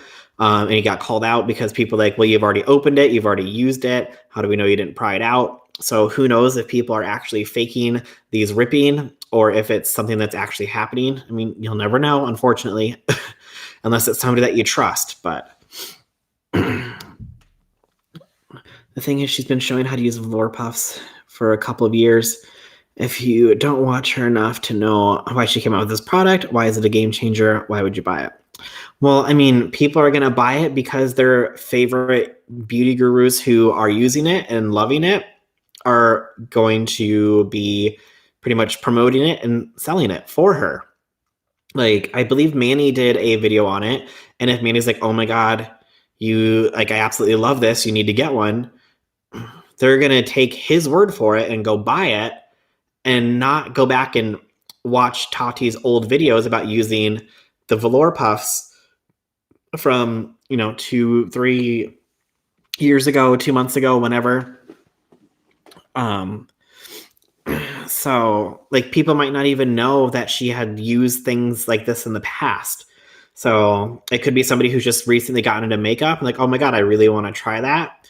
Like they would have to go back through and look through all of her videos, and she's got like, oh God, like who knows, like at least 1,500 videos, I think, to try to find that video. Because even if you search for it, you don't know what the actual like search terms are going to be. So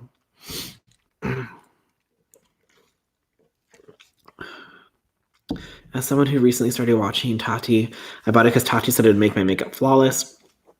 Manny did a good video, and then Tati was like, I should have used him for an infomercial, but she was joking and got backlash about that too. Oh yeah. Yeah, she did. It's stitched by machines. With thread, it shouldn't rip apart. Maybe the seam should have come apart, but not rip apart. Yeah, they were all coming apart like on the edges. Like it didn't like rip in like the center of the product. It came apart at the seams, allegedly, from what these people were saying. So there's like that. She's getting backlash about like not having actual like instructions on the packaging and stuff like that. She said in her launch that you'd know if this product was for you. Yeah, but some people who are like, you know what, I want to try it because I've never used something like that. They're then going to drop $18 because they want to try it. So, and how do you know if something's not for you unless you try it like 100%? Like, obviously there's like things like, okay, like if you really don't want to go skydiving, you're not going to go skydiving. But when it comes like, okay, maybe this beauty product will be more useful for my everyday makeup use. That's something that you would, go ahead and try. But now it is, she's getting backlash because it's been 19 days since she's had the launch video come out, and there's still yet to be a tutorial on how to actually use the Blendiful. Now, my first question when this whole thing launched, because I watched the launch video, and I was like, okay, why are you introducing the product and then not immediately cutting away and doing a makeup look with it? Like, everybody who has launched a makeup product that I can remember recently has done an actual look with the palette. Like when James launched his first palette, I believe he did an actual look with the palette. Well, he did like 4 looks for like the campaign and everything. So he like used the palette. Every time somebody launches the palette, they usually use it in their video so you can see how it works. Now, when it's something like an actual like makeup tool that people might not have used before, why would you launch it and say, here it is, and then not like do an actual tutorial on how to use it? Because people aren't going to necessarily know how to use it. And then, so since she's done the launch video, she's done 1, 2, 3, 4, she's posted 5 other videos. So when you're doing the launch video, if you didn't want to include how to actually use it during that launch video, why would you not have already pre-filmed an actual video to put up saying like, hey, here's the product, and on Friday or like next week, I'm going to have an actual like tutorial video on how I use this to do all of my makeup. Okay, let's see here. I'd like to know if it would blend, excuse me, really blend my makeup better. Yeah. And it comes down to, Stacey, like you have to trust who is reviewing it. Like if you have a favorite person who is reviewing products and stuff that you listen to and they've never steered you wrong before, see if they've done a review on it. But different tools work differently on everybody. They work differently based on like your skin combination and all that stuff. So what might work for somebody might not work for another person. You just don't know until you actually use it, unfortunately. But if you have somebody who you really like who has done good reviews on products, I mean, I would see if they've done a review on it so you know.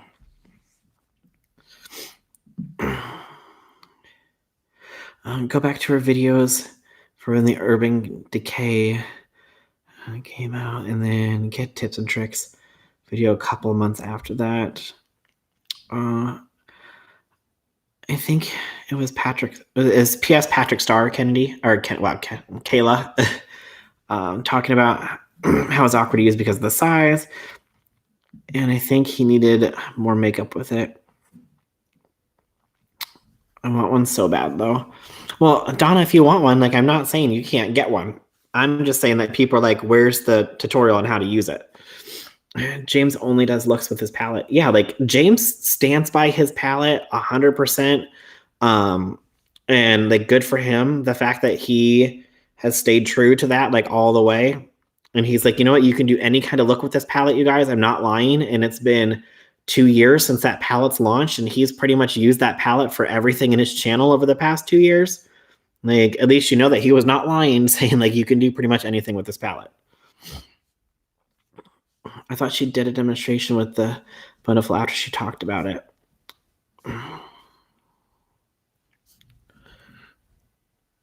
She did. What? Did my video cut out then? Am I like crazy? Hold on, let me turn the volume down on this. Hold on, I'm looking.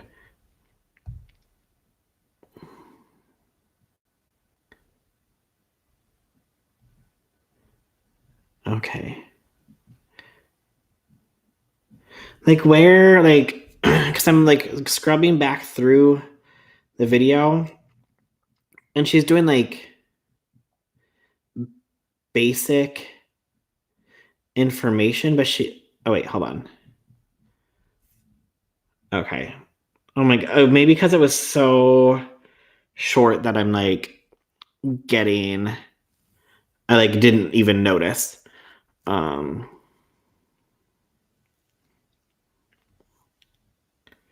Oh, okay. So literally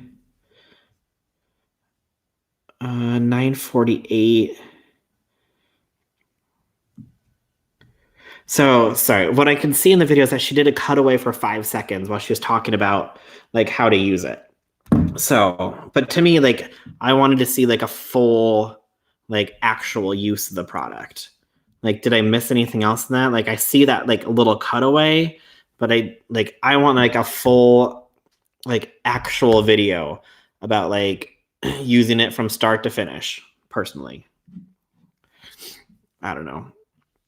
Yeah, I was probably watching it and like looked away because, like I said, that cutaway for when she was applying her foundation was only a 5-second cutaway when she was talking. So maybe I just thought she was talking about how to actually do it and didn't see the actual like cutaway about it. So bye, Stacy. Hopefully you're still here and heard that. If not, thanks for stopping by. So I got distracted. Okay, the cutaways were helpful for me, but I don't understand on having. But I understand on having an in-depth step-by-step tutorial. Yeah, I do agree that she should do a dedicated video on application for each product, since she said I can apply foundation, powder, blush, bronzer, and touch-ups, a video for each. Well, I don't think that she needs like a video for like each of those things, but like I want to see a video of like one video of her using it to apply her foundation, using it to apply her foundation, and then using it for powder, blush, bronzer, and then, you know, all of that in one video, and then have her do like a full day wear of it. And then using, because I think she said that the mini was really good for like on the go touch-ups, and then using the mini throughout the day for touch-ups. Like, I feel like that's the kind of video that she should do. So that's the kind of like, that's what I feel like she's missing. And that's what people are waiting for, because like, okay, I understand, like, yes, I can like rub this around on my face, but how am I supposed to use it for bronzer? How am I supposed to use it for powder? How like Like, what if the powder gets on top of the foundation? Like, is it going to make it set like weird? So I don't know. Also, Nady posted a review of it. They used the small one to apply as foundation. And people were vicious to him for using it how he wanted. Other people people either love or hate. Well, you can use a product in whatever way that you want to. So I don't understand like why people like you can't do that. Like, I don't know, like maybe the big one is just too big for you. Like, why is there anything wrong? Hey, Dramalyn. Why is it wrong if you want to use a smaller one because you have like say like a smaller face surface area? Like, what? Why are people so mean? Like, poor Nady. He doesn't deserve any hate. But like, if you can use the small one for like concealer, why can't you use the small one for foundation if you want to? So I don't understand why people have an issue with that.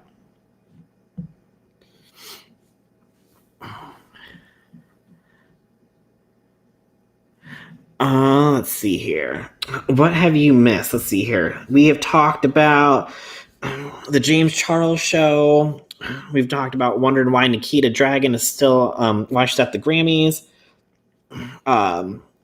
If Tana by Tana is pretty much a scam as far as what you're gonna get. People using death for attention and views, and ImJayStation being disgusting. And now we're on to why Tati hasn't posted a video. I've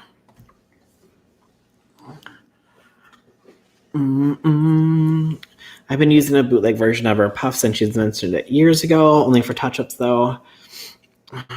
But it for sure changed the way I touch up my makeup on the go. Yeah, but like I said, Skip, I mean, if somebody wasn't following her, couple like a year, you know, wasn't following her years ago, they have no idea like about the puffs. Like, I remember like back in the day, like everybody would use like those little like triangle wedges. Like, nobody uses those anymore. Like, you see like actually like a lot of like professional makeup artists use those, which I think is really funny that those have been around for like ever. And even like newer makeup artists use those. Like, if you watch any of like the Keeping Up with the Kardashians, when you see the makeup artists doing their work, whether it's on like Kylie or Kim or anybody, they're not using a beauty blender for their makeup. They're using like those triangle little wedges. So I don't know if it's just like the beauty community who's all about the beauty blender and that's why it became so popular, but all the professionals are still using those little triangle like wedges that you get for like $5 for like a pack of 10 or whatever. I mean, right, not everyone is a size queen. Right, Kayla? Not everyone is a size queen. Sometimes you need the small one just to get right where you need to. Question, is all of her content pre-filmed? They filmed in her old beauty space. Now she lives in Seattle. From what I understand, Skip, she travels from Seattle back to her old filming space. I think that they still own that house in California, or like, I don't know if she's in LA or whatever. But from what I understand is that she travels from Seattle back to her old filming space, because that's what I believe she said in her video, that she was going to be traveling back. So I don't know if they like spend like the week in Seattle and like fly down to California for the weekend, and then she'll like pre-film videos there, so then that way they don't have to go back like every week or whatever. So I don't really know, but that's I don't know. It's not a very good way to like lead a sustainable life if you're worried about climate change and stuff. Personally, it's what I'm thinking. Like, I don't know why you wouldn't just film in like your new location. Like, it's not like anybody knows what the like. Just because somebody can see like a random room in the inside of your house, if you redecorate it and it hasn't been put online, no one's going to know where you live. So it's a good question. I don't understand the hate either. There are no rules for makeup. You do what you do. You do what works for you. Yes. I mean, the only rule that I heard about makeup is don't put glitter in the crease because then it doesn't stay anyways, but whatever. If you want to put glitter in your crease, you put glitter in your crease. I don't really care. Tati said the other day that her endo is throwing up. That could be the reason. Yeah, I just saw that was like her reason for not having the video about the full tutorial on how to use it. But I don't know why she hadn't pre-filmed that right when she did the release of the actual product. Like, I feel like that was something that should have already been ready to go since it's been almost 20 days since launch. So that's why I'm just like, why hasn't it been put out yet? Because that to me means that she hasn't even filmed a dedicated video about it. So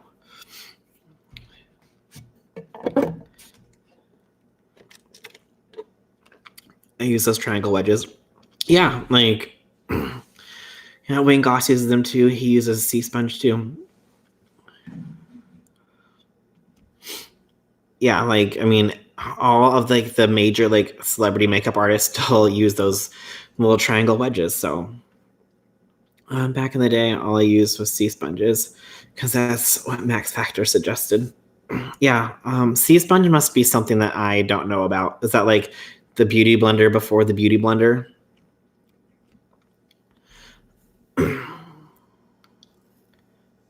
Glitter never stays anywhere. No, glitter always ends up everywhere. It doesn't matter where you put it. You're gonna find it like on the bottom of your foot if you put it on your eyelid. At some point, it just makes it there. Sea sponges were the way to go to get the Max Factor pan makeup to work. Oh, is that the Max Factor pan stick? That full coverage stick of makeup, which is like putting clay on your face. I was baffled. I think it was a video he did last year, one of his older ones. Oh.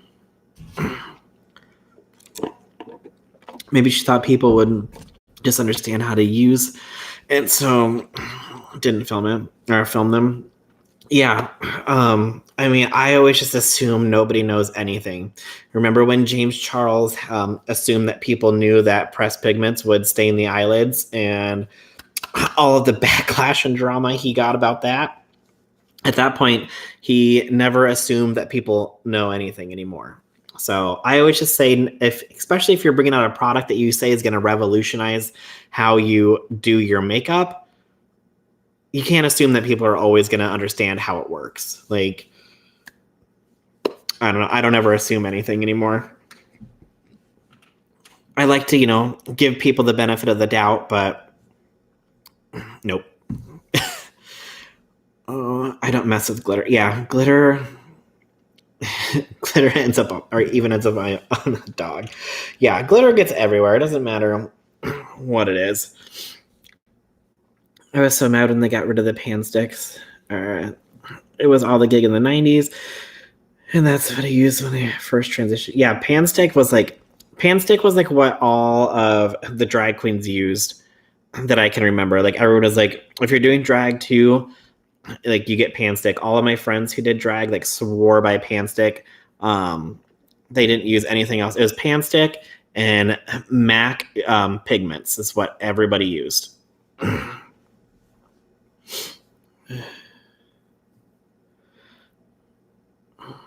No, they had it in an actual pan. It was so freaking thick. Oh, so nope, I don't know about that one. I just know about the pan stick. Agreed, never assume anything. Yeah, never assume anything. Glitter is life, but it will haunt you for the rest of your life because it follows you everywhere. It never leaves. Okay, so yeah, hopefully Tati feels better with her endo and can get people an actual like tutorial video on how to use it, because you're seeing people use it in like many, many different ways. And in all the videos that I've seen, a lot of people are like, well, I don't really know how to use this, so I guess I'm going to like fold it and like press here. I don't know. So I'm good with that. You need a little glitter in your life to make you happy every day, though. So, okay. So now let's get on to Nikki if you guys all watched NikkieTutorials' new video that she put out today?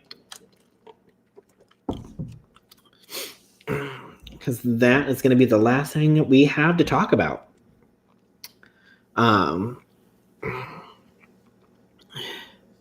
Nikki used it in her video today just to put powder on. Yeah. So let me look at my notes here. So Nikki released a new video pretty much about like responding to like everything that has happened since she has come out and everything. And so she's saying one, that she wants people to stop trying to expose her blackmailer. She says that if she wants to share more of the story, that is her story to tell and nobody else's. And then an actual quote that she says is, "You're destroying people's lives that aren't even involved in this." So people are like trying to expose her blackmailer and figure out who it is, through their online detective work, because they're looking out for Nikki and like all that stuff, and they want this person to be exposed for the terrible person that they are. But the thing is that she said in the video that nobody knows who they are, because even she did not know this person personally. So like everyone who's saying like, oh, it's this person from the beauty community, or oh, it's her cameraman, or oh, it's like this like person, like, oh, it's Jeffree Star, oh, it's this, like none of them are correct, because she didn't even personally know this person who was trying to expose her. Hi, Kimmy. I thought it was interesting because do you feel it was a passive-aggressive message to the blackmailer? Yeah, I kind of do a little bit. But so apparently her blackmailer is absolutely nobody involved in the beauty community, the makeup world, like any of that. She had like no idea who this person was. But she does know their name, their phone number, the address, and how they had treated people that was close to her to be able to get the story. So I don't know if they were pretty much like threatening people who were close to her, who knew information on her, to be able to get that, to be able to leak it or something. But apparently, like she said, and I know how you treated people near me to get my story. I do agree with her that it would affect the person's family, and that could be dangerous. Yes, it could be. Yes. Oops. Stop.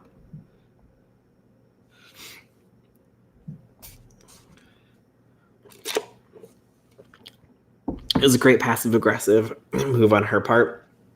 Yes. So she's saying that her video and the fact that it has gotten more than 32 million views is pretty much karma, and saying like, you were trying to end my career and destroy my career, but you have actually helped me build my career even more. Because since then, I mean, she's gone on Ellen and shared her story. She's like talked with political officials in her country who are trying to change laws and stuff like that. So she definitely took her power back and is using this unfortunate situation to not tear her, she's not letting this tear her down. She's actually letting it build her up. And she said in the video that her blackmailer, knowing that his name could be leaked to the public at any moment, is punishment enough, because it could destroy her family or his family. It could, destroy his kids' lives. And so she's choosing not to put out this information because she doesn't want to do that to somebody, even though that's exactly what they tried to do to her. So, I mean, I can understand that. So, yeah. Let's see here. I'm really glad I was not the only one who felt that way. I mean, the camera moved in on her eyes. Excuse me. Yeah, like she is using this unfortunate situation to actually like build herself up and further her career. So good for her on that. I haven't seen her video yet, but it sounds like you need to watch. Yeah, Dramalyn, it's a good video. Definitely make sure you go check it out. The video made it rain for her honey child. She has book deal. Yeah, she has book deals. Like, yeah, and so much more. My only issue is I don't know. I don't know if she's going to take legal action against this person or what. And so I can understand like her not wanting to expose this person because yes, it could affect like his family, his wife, his children, all that stuff. But my biggest issue with that is that if he tried to go after Nikki, who is one of the larger beauty YouTubers on the platform, yes, she had the ability to take her power back. But what if this exact same person goes and tries to do this to somebody who has, 50,000 subscribers, or 100,000 subscribers, somebody who doesn't have as big of a platform as she does to be able to deal with this situation. And I know in her video, she said like, go to the police and get help and stuff. But what if like they don't feel comfortable like doing that? Like, what if this person does the exact same thing to her, to somebody else? So that's, I don't know. I hope she does take some kind of legal action. Like I said, I don't want anything to happen to like his family and stuff. But also like what happens if this person does the exact same thing to somebody else and they can't handle it mentally and either like, pay to make it stop or, just it leads to something darker, like them ending their life because they don't want people to know. So I don't know. I kind of go back and forth. Like you need to reveal the information because like, what if this person tries to do it to somebody else? Because if they're going to do it to one of the biggest YouTubers, like what if they decide to do it to somebody smaller? Does that make sense? I don't know. Let me know what you guys think. Let me read these comments. Hold on.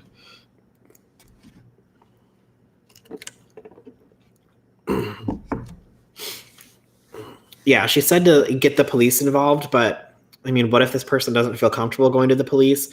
What if she goes to the police and the police just don't care?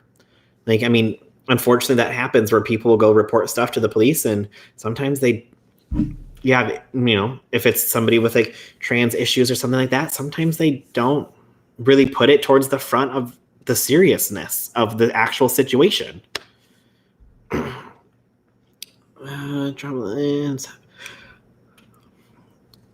Yes, if you guys aren't subbed to Dramalyn, make sure you go check out her channel. She does amazing videos. I know the laws are different, but the police are who figured out who it was. So wouldn't they pick up the case from there? But maybe she has to press charges. Yeah. I mean, I don't know. Since no one knows who this person is, where this person is, like if they're both she's from Holland, right? I believe she's in Holland. I don't know like what the laws are in Holland. Like laws are different in every country. If this person is say like in America and she's in Holland, like then it's an international case. So then I don't know like what laws apply. Like, is it a blackmail case in the United States because that's where the person is who's trying to blackmail her, or is it in Holland because that's where the victim is? If that person is from another country where they don't have any laws against blackmail, like since no one knows like who this person is or where this person is, you don't really know what laws apply, unfortunately. But I would assume that for her to like have like a legal case, she would have to press charges. I would assume so, anyways. But I don't really know because, like I said, different laws, different states, countries. Like in Vegas, if somebody like reports a domestic violence assault onto somebody, and then they come to the house like, no, nothing happened, or like, I don't want to press charges. It doesn't matter because as soon as it's called in as a domestic violence case, the state takes over and they automatically press charges. The people that are involved have no choice over it. So the state then takes the case away and it is now the state's case. It doesn't say like, you can't say it didn't happen. the state will investigate no matter what.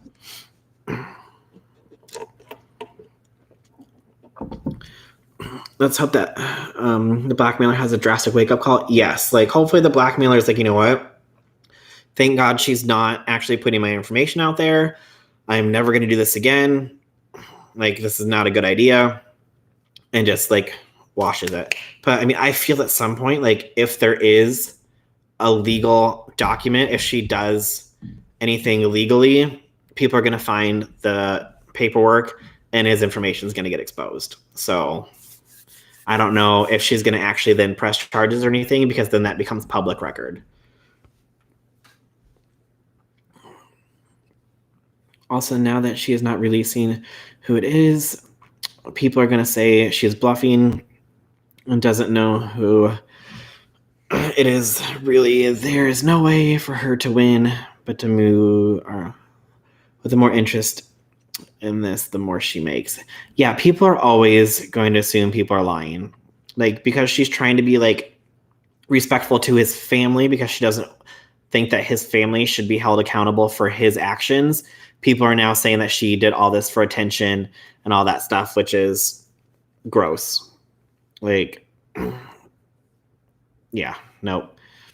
I mean, I can see like both ways, like her wanting to say like, you know what, he did this on his own, but no matter what, if I release his information, then his family's going to suffer. So I can see her not wanting to make his family suffer for a stupid mistake that he was doing. So, but then also, like I said, what if he tries to go and do it to somebody else? Unfortunately. So we shall see what happens. Yeah, I didn't think about that. They could be in another country. This is why. Yeah, I mean, who knows what country this person's in? And so, I mean, there could be international laws involved. There could be, where the country takes over and says, no, if this is a law, like they have, I don't know, blackmail law saying, nope, like if you try to blackmail somebody, we take over the case and prosecute whether you want to or not. Yeah, I mean, laws in different countries are different, so we don't know what laws apply because we don't know where this person is from.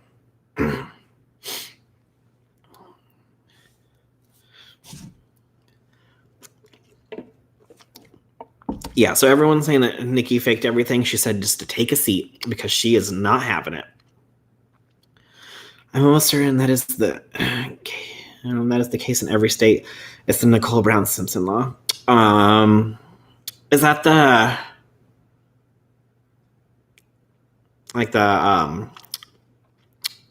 spousal abuse that you're talking about, vegan, where I was talking about in Nevada? Because I don't think that they have it here, but I also live in a state where they don't. Yeah, they're also trying to ban medical attention for transgendered people. So yay, love that for our state. They're very classy here. Peter said in one of his videos that if the blackmailer was so happy to blackmail her, they should just come out. Yeah, like if you're going to take the time and like want to blackmail her, then why don't you just expose yourself then? If you want to profit it so badly, thought she was lying, step up and say, yeah, I needed to expose her. Yeah, like put it out there yourself and be like, yep, I did that.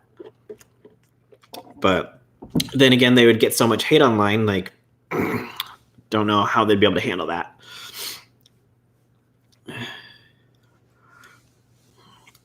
Yes, that's the spousal abuse law. Okay. Yeah, I don't know if every state has it. I could be wrong, but I don't know. I mean, I'm single, so I don't know that.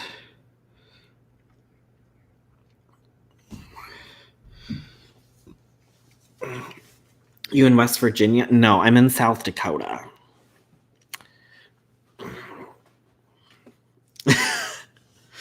No. I mean, it's pretty much West Virginia, but colder and more north.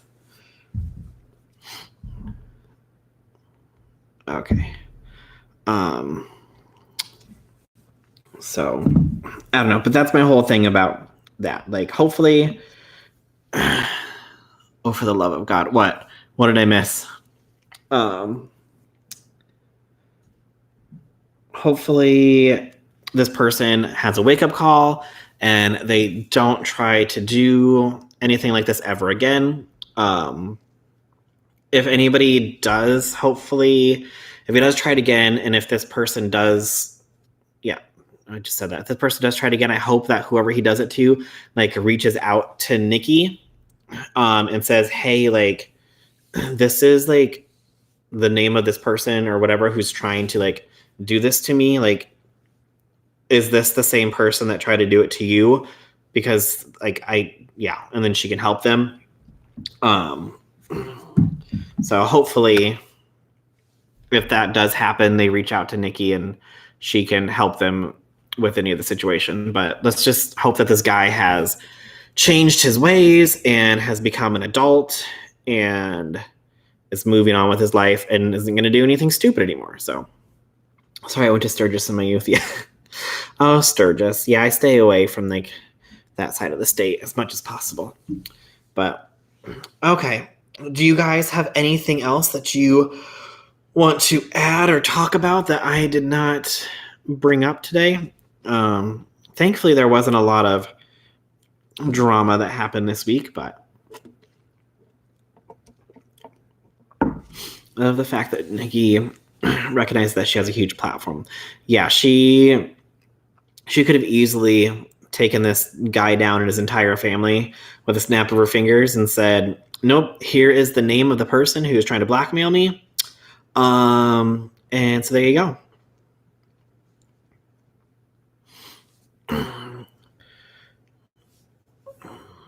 Logan Paul got spit on. Oh God, who spit on Logan Paul? I feel like that's probably something that happens on the daily, though.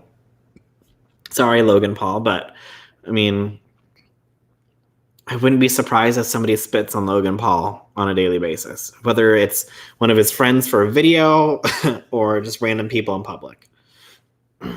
Some random girl. Yeah, I don't know. I didn't see that. Apparently not too many people on my timeline like Logan Paul. Okay, can you tell me what the horrible thing he did? I don't know what Logan Paul has done recently, but like his biggest thing was that he filmed that dead body in the suicide forest when he was in Japan, I think, and then put it up on YouTube, and then that's when like all of the hate for Logan Paul came in. I mean, he obviously had a hate to begin with because people just find him annoying, but that was like the turning point of like when it really started to go downhill for him. I mean, and he took time off and like all that stuff. I mean, it clearly worked for him to take time off and try to like rebrand himself because he just hit 20 million subscribers. But I didn't know that 20 million people liked Logan Paul that much. So, and then Jake Paul's almost ready to hit, I think he's at like 19.7. So he's going to hit 20 million subscribers here shortly. So, okay, that must have been what they were talking about when in the video I saw. Yeah, so that was like his biggest scandal was like the suicide forest body that was hanging, so, or in the forest, so. But yeah, okay, anything else, guys, or is that going to be everything for today? We're already like 2 hours and 10 minutes in, so.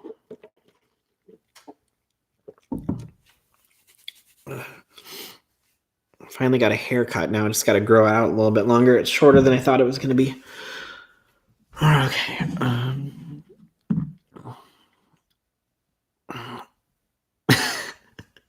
Maybe someday Kayla will have a scandal, but maybe like when I get a little bit bigger, then that way it draws more attention. No one's going to pay too much attention to me right now because I'm not big enough. So let's see.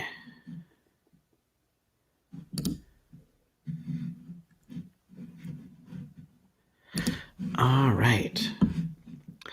Okay, well, it is, see, our favorite mukbanger made into Yahoo News. Oh, God. Nikita.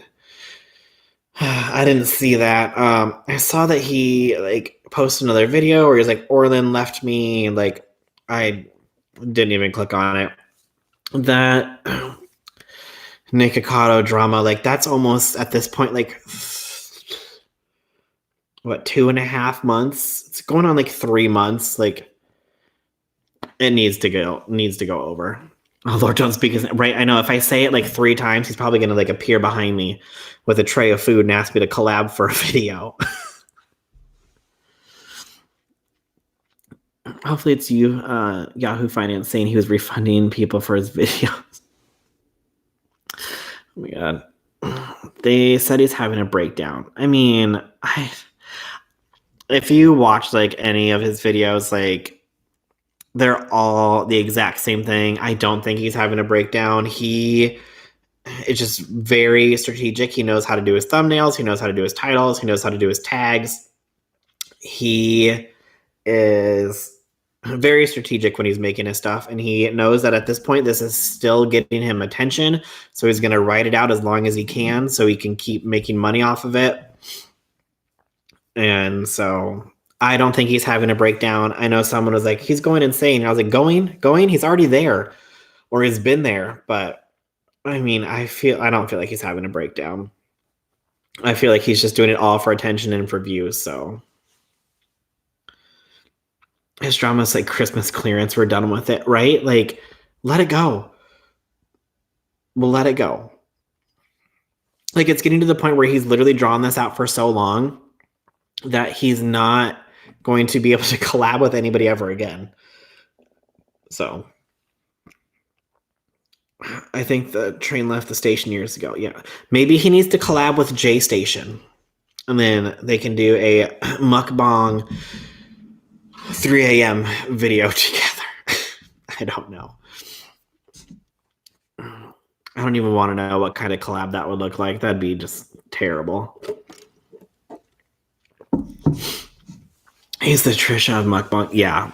I think he might even be like worse than Trisha. Like, he's full of horse crap. Yes, Dramalin, I definitely agree. He's continuing to use this as much as he can for views. And then, I don't know, like,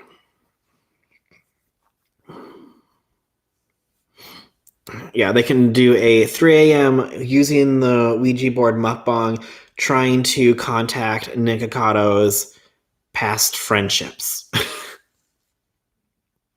my god, now that I said that, it's gonna happen. Why did I even put that out there? I did this to myself. But all right, you guys. Well, it is 8:15 p.m. I'm going to figure out what I'm going to have for dinner and all that fun stuff. If you like this video, hit the like button. The more likes, the better. And feel free to share this on Twitter, Facebook, whatever you use. Get me out there. Have more people come join the party. And also make sure subscribe and hit that bell icon so you'll be notified when I do my next live. I do them, like I said, every Tuesday, 6 p.m. Central. Sometimes I'll start a little bit earlier if I feel like it. But I try 6 p.m. to try to keep it as consistent as possible. And so, yeah, thanks everybody for stopping by and chatting and giving me all your input on everything. I had a great time, and hopefully you guys did too. And I will see you guys in my next video, or I will see you on Twitter, or I will see you next Tuesday for our next Tea Talk Tuesday. Thanks so much for stopping by, everybody. All right, I'll see you later. Oh. And end.